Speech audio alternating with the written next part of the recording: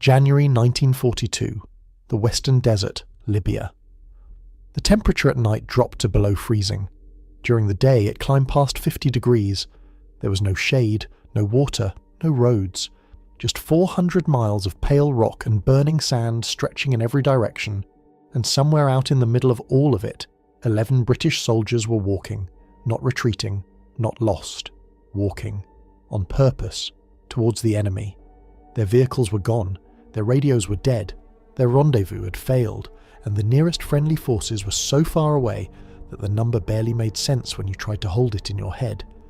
200 miles, on foot, through the Sahara, in January, with almost no food and water that would run out long before they reached safety. Most men would have sat down and waited to die. These men started walking. This is the story of Operation Caravan and its aftermath, one of the most audacious raids in the history of Special Forces warfare, and one of the most brutal survival ordeals any British soldier has ever endured. The mission itself was bold enough to seem reckless. What came after it was something else entirely. The Special Air Service was barely 6 months old in January 1942. David Stirling had founded it in the summer of 1941 with a simple and almost insane idea. Small teams of highly trained men dropped behind enemy lines could destroy more aircraft on the ground than fighter squadrons could shoot down in the air. No frontal assaults, no conventional attacks, just a handful of soldiers appearing from nowhere in the dark, placing bombs on aircraft and vanishing before anyone understood what had happened. The early raids had proved it worked. Teams of 4 and 5 men had crept onto Axis airfields and destroyed dozens of aircraft in a single night. German and Italian commanders were baffled. The desert was supposed to protect their rear areas. There were no roads, no cover, no reason any rational force would attempt to move through, it at night on foot. And yet British soldiers kept appearing at their airfields, lighting their aircraft on fire and disappearing back into the darkness. By late 1941, the SAS had refined its methods. The Long-Range Desert Group, veterans of deep desert navigation, drove the raiding parties hundreds of miles behind enemy lines in their stripped-down trucks. The SAS men attacked. The LRDG collected them afterwards. It was a clean arrangement, efficient, lethal. Operation Caravan was meant to follow the same pattern. The target was Benghazi, Libya's second city, and the port facilities that fed Rommel's army. Destroy the port and you slow the Afrika Korps. Slow the Afrika Korps and you buy time for the 8th Army. It was the same logic that had driven a dozen successful raids before it. Stirling led the column himself. Dozens of vehicles, over 90 men, one of the largest operations the SAS had ever attempted. They drove south around the edge of Axis territory, navigating by stars and compass, covering hundreds of miles of desert that had no name on any map. The LRDG guides knew how to read that landscape. They had been doing it for years. The plan was to hit Benghazi hard and fast, cause maximum destruction, then drive back out the same way they had come in before the enemy could organise a response. It did not go to plan. The Axis forces at Benghazi were waiting. Somebody had talked, or an aircraft had spotted the column, or the intelligence had simply been wrong. The details were never entirely clear. What was clear was that when the SAS vehicles reached the outskirts of the city, they drove into a reception that had been prepared for them. Roadblocks, armed defenders, anti-aircraft guns repositioned to fire at ground level. The ambush unfolded in darkness and noise and confusion. Stirling's force fought through what they could reach and destroyed what they could find. But it was nothing like the clean, devastating strike they had planned. The column pulled back into the desert with its vehicles shot up, its men shaken, and the knowledge that the element of surprise that made the SAS effective had just been stripped away over Benghazi. That should have been bad enough. But the desert had its own opinion about how the night would end. On the way back, navigating through darkness and enemy territory, part of the column got separated. Vehicles broke down. The terrain, which looked flat from a distance, concealed ravines and soft sand that swallowed trucks whole. Some men were lifted clear, others were not reached in time, and eventually, with enemy forces now actively searching for the column, and the vehicles becoming liabilities rather than assets, decisions had to be made about who could be carried and who would have to continue on foot. 11 men found themselves without transport. 11 men in the Libyan desert, more than 200 miles from the nearest British lines. with what they could carry on their backs. Their commander was a lieutenant named John Olivey. He was 23 years old. Olivey looked at his men. He looked at the desert. He did what SAS officers were selected to do. He made a decision without hesitating. They would walk south, find the LRDG emergency rendezvous point, and make contact with friendly forces. Simple, logical, nearly impossible. The Sahara. In January is not the furnace that most people imagine.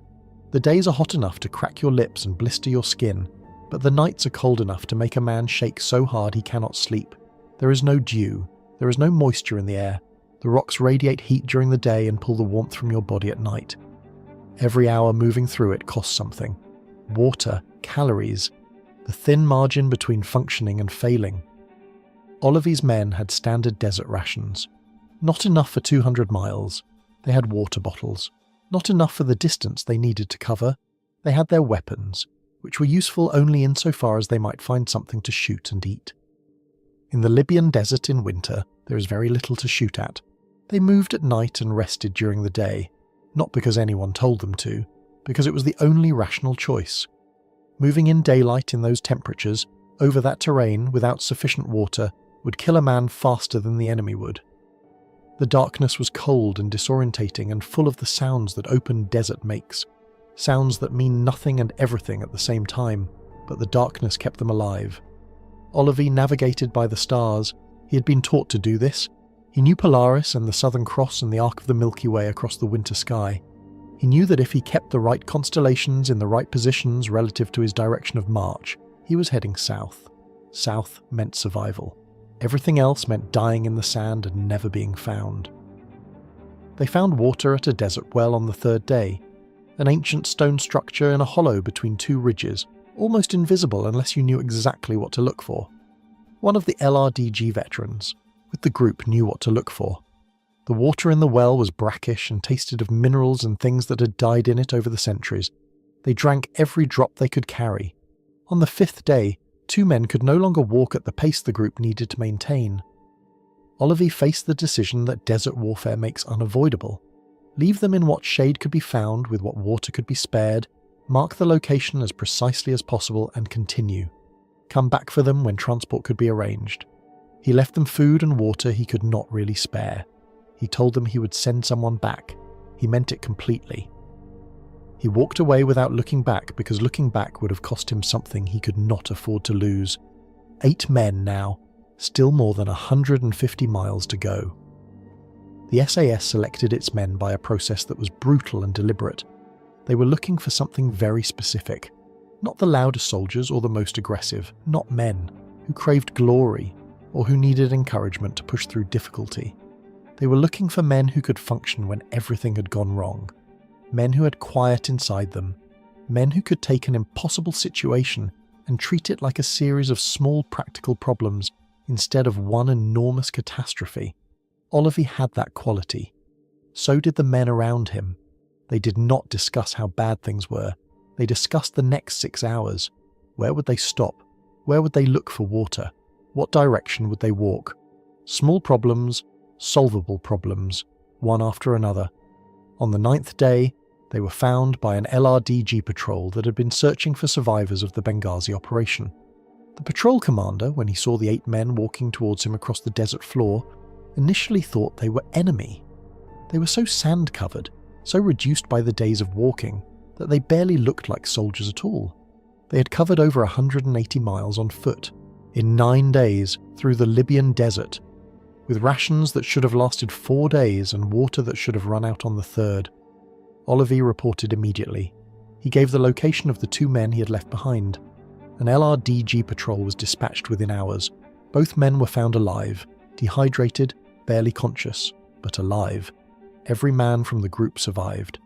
The mission itself, Operation Caravan, was counted as a partial failure.